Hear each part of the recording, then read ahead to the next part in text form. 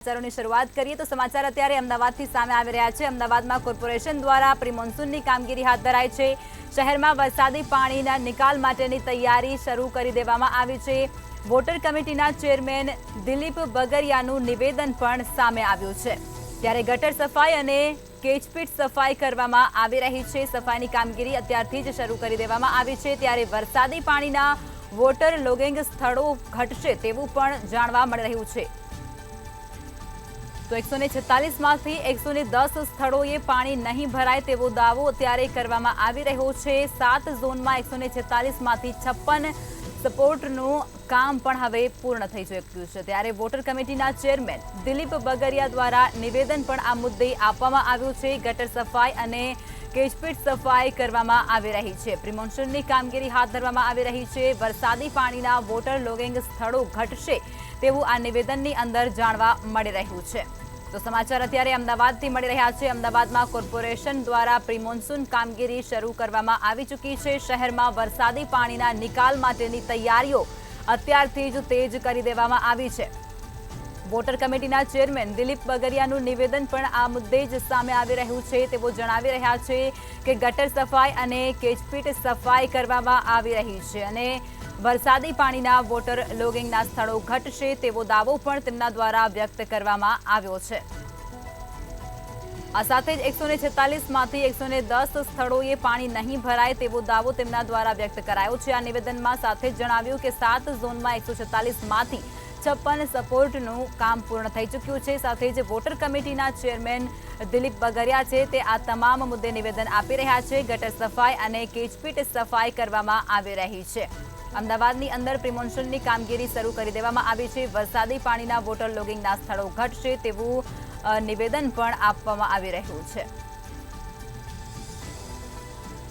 તો અમદાવાદમાં કોર્પોરેશન દ્વારા પ્રી મોન્સૂનની કામગીરી હાથ ધરાઈ રહી છે। શહેરમાં વરસાદી પાણીના નિકાલ માટેની તૈયારીઓને તેજ કરી દેવામાં આવી છે। ત્યારે વોટર કમિટીના ચેરમેન દિલીપ બગરિયાનું નિવેદન પણ આ મુદ્દે સામે આવી રહ્યું છે અને તેઓ જણાવી રહ્યા છે કે ગટર સફાઈ અને કેચપીટ સફાઈ છે તે કરવામાં આવી રહી છે। આ સાથે જ શહેરની અંદર વરસાદી પાણીના વોટર લોગિંગના સ્થળો છે તેમાં પણ હવે ઘટાડો થશે અને સાથે જ તેઓએ જણાવ્યું છે કે 146 માંથી 110 સ્થળોએ પાણી નહીં ભરાય તેવો દાવો પણ આ નિવેદનની અંદર કરવામાં આવી રહ્યો છે। 7 ઝોનમાં 146 માંથી 56 સપોર્ટનું કામ પણ પૂર્ણ થઈ ચૂક્યું છે તેવું દિલીપ બગરિયા દ્વારા નિવેદનની અંદર જણાવવામાં આવી રહ્યું છે। તો ગટર સફાઈ અને કેચપીટ સફાઈ કરવામાં આવી રહી છે। ચોમાસાની અંદર વરસાદી પાણી ભરાવાની સમસ્યા થતી હોય છે, પરંતુ આ વર્ષે ચોમાસામાં પાણી ભરાવાની સમસ્યા ના થાય તે માટે પૂર્વ તૈયારીઓ કરવામાં આવી છે। વોટર કમિટીના ચેરમેન આપણી સાથે છે। દિલીપભાઈ, જે પ્રમાણે ચોમાસા પહેલાંની જે કામગીરી કરવામાં આવતી હોય છે, આ વર્ષે કેવા પ્રકારની કામગીરી કરવામાં આવી છે? આ વખતે ચોમાસા પૂર્વે લગભગ કેચપીટો સફાઈનું કામ પહેલા રાઉન્ડનું લગભગ પૂરું થવા આવ્યું છે।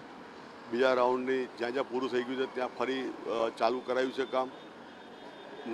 અગાઉના જે પાણીના જે સ્પોટો છે ત્યાં ના ભરાય પાણી, એનું શું આયોજન થઈ શકે એ પણ સૂચનાઓ અધિકારીને આપી છે।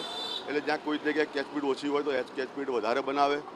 કંઈક જે પેલા ખંભાતી કૂવા છે એનું પણ આયોજન કરવાનું, પ્લાનિંગ કરવાનું કીધું છે કે કઈ જગ્યાએ વધારે પાણી ભરાય છે તો ત્યાં ખંભાતી કૂવા પણ બનાવી શકાય। તો એમાં પણ પાણીનો જે નીચે ભૂગર્ભમાં ઉતારવાની જે વાત છે એ પરકોટિંગ વેલ જે છે એ પણ આપણે બનાવી રહ્યા છીએ। લગભગ 7 ઝોનમાં 7 પરકોટિંગ વેલ બનાવવાનું આયોજન કર્યું છે ચોમાસા પહેલાં। એ 7 પરકોટિંગ વેલ તો એનાથી કેટલો ફાયદો થાય એ પણ આવનારા સમયમાં ખબર પડે તો બીજા પણ બનાવીશું। એટલે આ વખતે પાણી જે ભરાવાની સમસ્યા છે એ લગભગ નહીં ભરાય એવું આયોજન કરવાનું કરેલું છે। આ વર્ષે ચોમાસાનું પાણી ના ભરાય, સાથે સાથે પાણીની સમસ્યા ના રહે તે માટે અમદાવાદવાસીઓ માટે અલગ અલગ પ્રકારની જે વ્યવસ્થા છે તે કરવામાં આવી છે। વોટર લોગિંગ સ્પોટ છે તેમાં ઘટાડો થશે અને સાથે જ વરસાદી પાણીનો નિકાલ ત્વરિત થાય તે માટેની કેચપીટોની સફાઈ પણ કરી દેવામાં આવી છે। કેમેરામેન રાહુલ વાઘેલા સાથે મેહુલ દુધરેજિયા, મંતવ્ય ન્યૂઝ, અમદાવાદ।